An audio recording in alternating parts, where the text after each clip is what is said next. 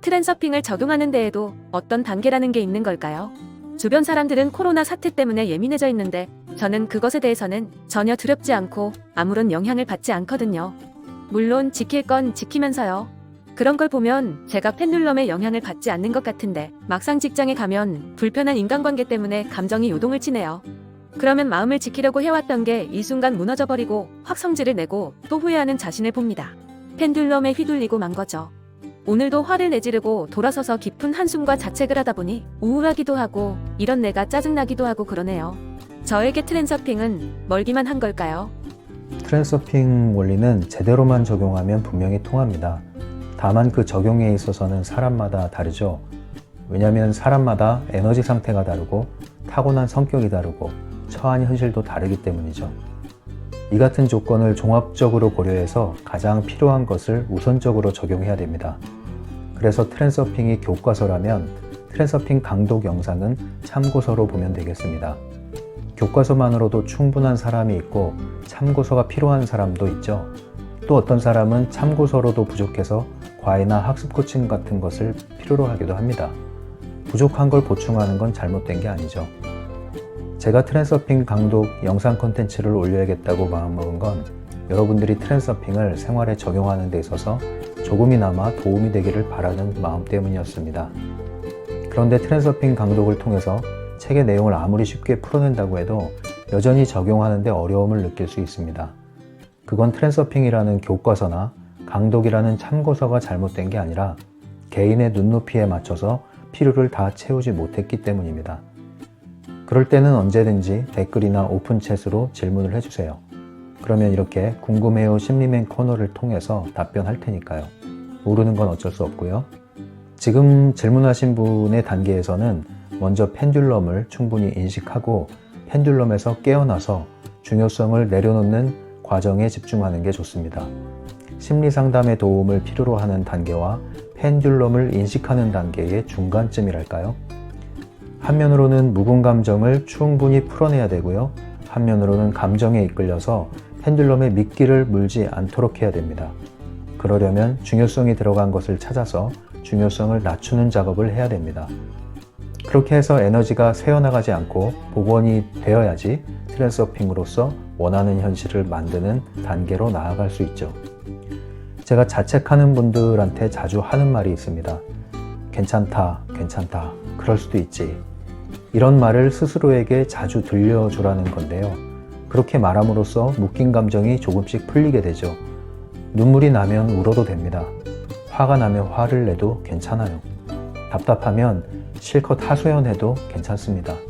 다만 그렇게 한 뒤에 자책하거나 판단하면서 생각에 빠지지만 말라는 겁니다.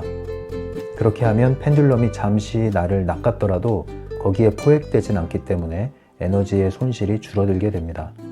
그러다 보면 점차 고유의 에너지가 복원되고 그럴수록 활력이 더 생기고 그러다가 서서히 일상에서의 주도권을 주게 되죠.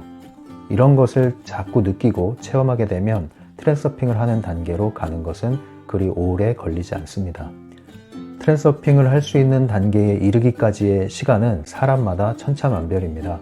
그래서 원리를 말할 때는 동일하게 말을 하지만 적용을 말할 때는 사람마다 달라서 구체적인 상황을 알기 전까지는 일반적인 얘기를 반복할 수밖에 없습니다. 다만 적용 방면에 있어서 도움이 될 만한 한 가지 원리가 있다면 이런 겁니다. 지금부터 이런 태도를 한번 가져보세요. 모든 환경은 트랜서핑 연습을 위해서 주어진 장면이다 라고요. 내게 일어나는 크고 작은 일상의 모든 일들은 백일몽 같은 현실에서 잠들어 있는 나를 깨우기 위한 환경이라고 여기는 것이죠. 그렇다면 우리가 찾아야 될 것은 그 배후의 펜듈럼이 어떻게 작동하는가를 살피는 것입니다. 펜듈럼의 작용을 알아차렸다면 그 다음으로 해야 될 것은 중요성을 찾아서 낮추는 것이죠. 특정한 사람이나 특정한 장면에 직접 부딪혀서 싸워봐야 얻어낼 것은 별로 없습니다. 내적인 중요성이든지 외적인 중요성이든지 어딘가에 높아진 중요성이 있습니다. 그것을 찾아서 그 버튼을 잡고 쭉 아래로 내리는 그 일을 해야 됩니다. 그러다 보면 어느새 환경이 잠잠해지는 걸 보게 됩니다. 그러면 점차 이 펜듈럼과의 게임을 즐길 수 있게 되죠. 질문에서 코로나 사태에 관한 한 너무나 담담하다고 말씀하셨는데요. 어떤 사람은 너무나 불안해서 잠재되어 있던 공황장애 증상까지 나타난다고 하잖아요. 똑같은 코로나 사태라는 심각한 상황 안에 들어있는데도 이렇게 주관적으로 느끼는 것은 사람마다 천차만별입니다. 이게 바로 트랜서핑에서 말하는 사람들은 저마다 자신의 세계의 층 안에 산다는 뜻입니다. 같은 물리적 공간 안에 살고 있지만 그 세상을 지각하는 건 저마다 다 다릅니다. 그런데 트랜서핑에서 말합니다.